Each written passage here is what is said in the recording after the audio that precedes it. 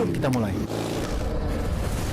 Saya Arto Biantoro, seorang brand aktivis yang telah mempelajari dan mengamati dunia brand sejak 20 tahun yang lalu. Brand sangat menarik bagi saya.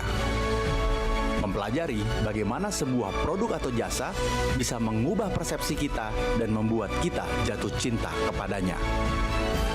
Setelah bertahun-tahun mempelajari tentang brand, kini saatnya saya akan membuka rahasianya untuk Anda. Brand bukan cuma soal profit, tapi soal memberi lapangan pekerjaan, mengentaskan kemiskinan, membangun ekonomi daerah, dan membuat kita jatuh cinta pada Indonesia. Saya akan membawa Anda untuk melihat brand-brand inspiratif dari seluruh Indonesia.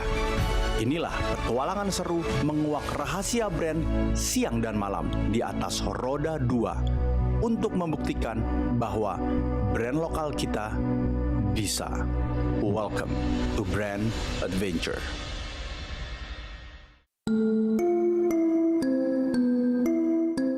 Dahulu, kota ini bernama Tajuk. Tajuk sendiri artinya kurang lebih adalah atap yang menaungi tempat ibadah umat Hindu. Namun salah seorang dari Wali Songo yang bernama Said Jafar Sadiq saat menyebarkan Islam di kota ini mengubah nama kota ini menjadi Kudus yang artinya suci. Dan kelak, Said Jafar Sadiq lebih dikenal dengan nama Sunan Kudus. Kalau dihubungkan dengan brand, artinya bisa dibilang Sunan Kudus adalah sosok penting peletak dasar brand kota Kudus. Dan Masjid Menara Kudus ini sebagai salah satu simbol spirit legasinya. By the way, sejarah jangan hanya dijadikan sebagai bentuk nostalgia, namun harus mampu menjadi spirit legacy untuk meneruskan semangat para pendahulu sebagai peletak dasar pemikiran, konsep, dan tujuan. Sebagai penerus, sudah sepatutnya menunjukkan dedikasi, loyalitas, dan integritas yang tinggi sehingga dapat mewujudkan apa yang dicita-citakan oleh para pendahulu. Dan saya berani bilang bahwa tempat ini dan orang-orang yang ada di dalamnya sukses membangun spirit legacy itu. Mari kita sapa mereka. Halo!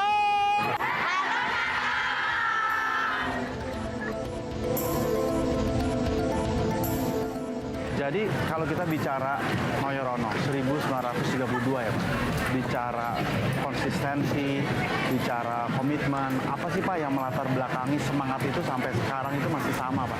Aku kira ya semangatnya harus dari kepeduliannya kita dulu untuk melihat sebenarnya kerjasama kita dengan karyawan seperti apa. Perusahaan ini mengutamakan kekeluargaan. Yang jelas mengcover semua kebutuhan keluarga.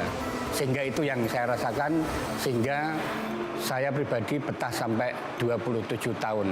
Masuk ke generasi 1, generasi kedua, sekarang generasi ketiga Pak.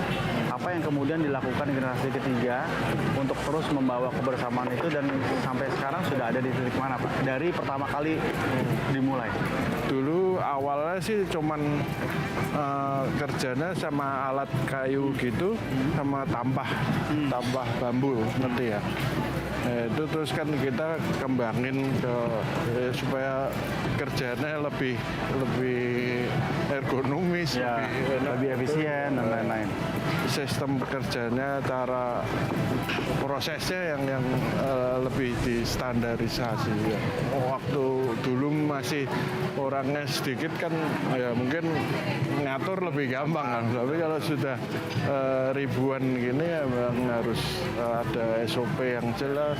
Jadi apa yang dilakukan oleh generasi ketiga dan juga pembelajaran bagi kita, sebenarnya perubahan itu tidak selalu soal melihat secara nyata bentuk konkret yang dilihat oleh kasat mata, bangunan, seragam, tapi perubahan-perubahan kecil yang membuat proses dari efisiensi produksi menjadi semakin baik. Nah, ini yang kemudian dilakukan oleh pihak ketiga. Bagaimana membuat takaran lem, bagaimana membuat alat yang siap untuk dipergunakan dengan mudah, tempat duduk, ruang kerja. Ini membuat proses produksi menjadi jauh lebih cepat, lebih efisien, dan inilah yang memang kemudian dilakukan, yaitu melakukan melakukan perubahan dari hal-hal yang paling kecil sehingga konsistensi itu bisa terus berjalan dengan ide-ide baru yang disebut dengan inovasi. Nah, bahkan inovasi pun kemudian tidak perlu soal teknologi, tapi soal bagaimana memutar pikiran, memutar proses kerja menjadi semakin baik, semakin efisien. Itu pun adalah inovasi. Pedoman-pedoman seperti apa Pak yang sekarang dipakai untuk membuat konsistensi ini terus berjalan? Nilai-nilai kita singkat FAITH. FAITH. F itu fraternity, itu lebih ke kekeluargaan ya. Yang kedua A kan, itu accountable. Kalau I-nya itu inovasi. Jadi kita memang harus, apalagi sekarang ini, jadi inovasi memang sangat diperlukan. T-nya trustworthiness ya. Jadi kita harus ya lebih percaya satu sama lain dan ya kita butuh keterbukaan juga ya. Terakhir Pak, H. Lebih ke high performance ya. High performance. Ya, jadi kita lebih harus efisien, lebih harus ngerjain untuk kualitasnya, menjaga kualitas juga. Nah, hal-hal seperti tadi, FAITH, itu adalah pedoman-pedoman cara-cara kita untuk tetap konsisten kepada apa yang kita lakukan. Semua perusahaan, baik besar atau kecil, perlu nilai-nilai seperti itu. Kita pun harus menemukan nilai-nilai tersebut yang kemudian membawa kita untuk menjadi lebih konsisten di dalam proses membangun brand.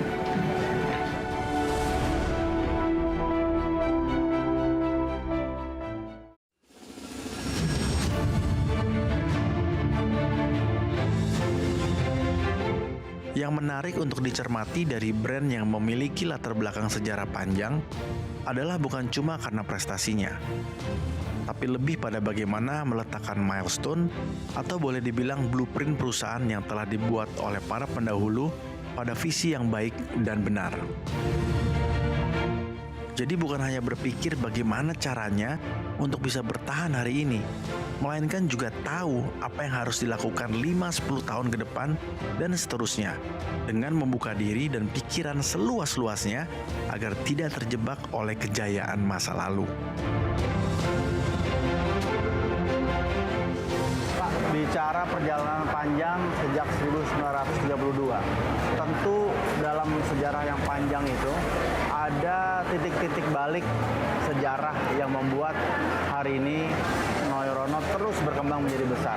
Apa aja Pak kalau dilihat dari sejarah? Kalau boleh saya ceritakan dari mulai pertamanya, itu sebelum tahun 32 itu Bapak Chua Kang Hai bersama dengan dua menantunya, yaitu Ko Jae Syong dan Tan Jeng Dai.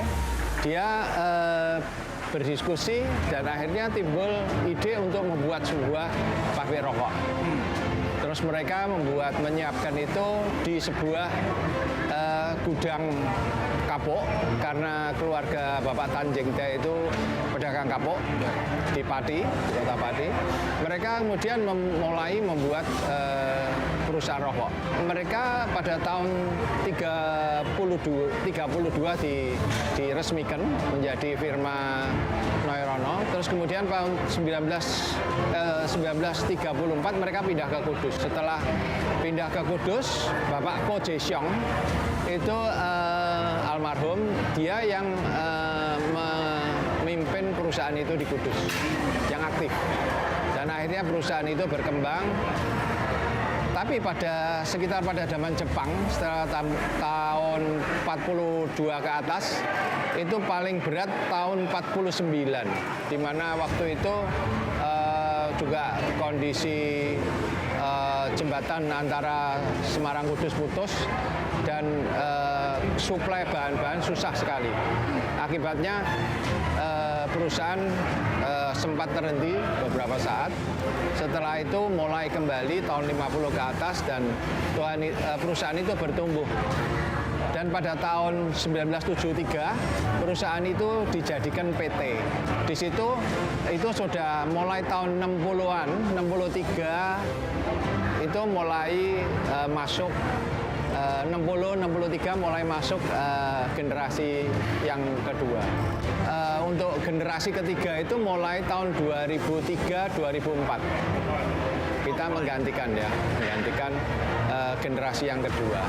Nah, setelah itu kita mulai banyak membuat mulai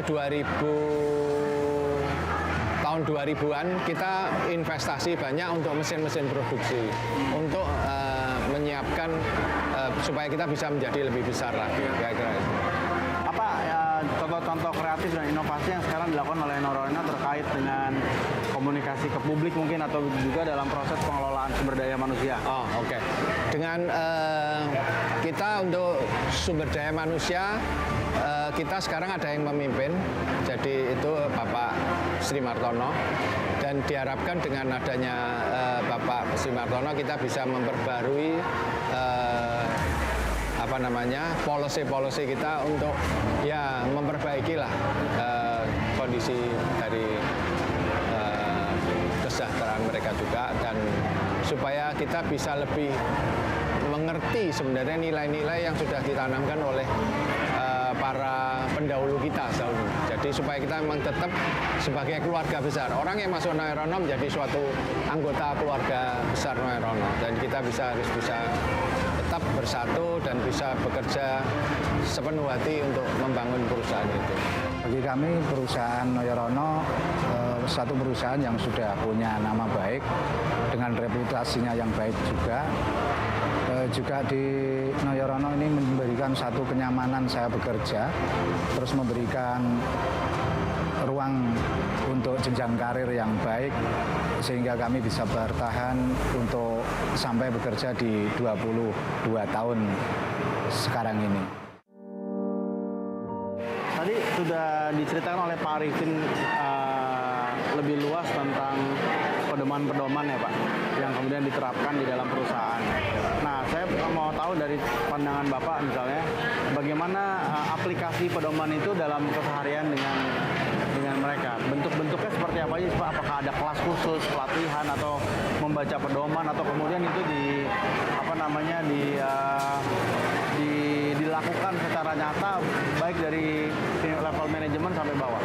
Kita sudah membuat buku, nantinya mulai tahun ini kita akan berikan kepada setiap jajaran dari kita, yaitu nilai-nilai dari nilai-nilai kita, dan kita visi-misi kita, dan kita akan mulai sosialisasikan ke bawah. Saya kira orang Indonesia mengerti lah mengenai kekeluargaan ya, biasanya gotong royong dari dulu. Nah, sekarang kita memang lebih mau membuat semacam kita perjelas dengan buku, sehingga buku kecil sehingga nantinya kita bisa baca. Oke Pak, jos ya. Banyak orang hanya melihat sebuah brand yang besar dan bersejarah panjang hanya sebagai bentuk warisan semata. Namun sesungguhnya kalau kita mau melihat lebih dalam, di sana ada pembelajaran tentang arti loyalitas, arti ketekunan, dan kehati-hatian, dan berbagai ilmu tentang bisnis dari generasi pendahulu yang kadang tidak dapat ditemui di textbook atau teori manapun. Dan bicara mengenai spirit legacy, saya teringat tentang sebuah nama legendaris yang kini telah menjelma menjadi brand terkenal di Indonesia.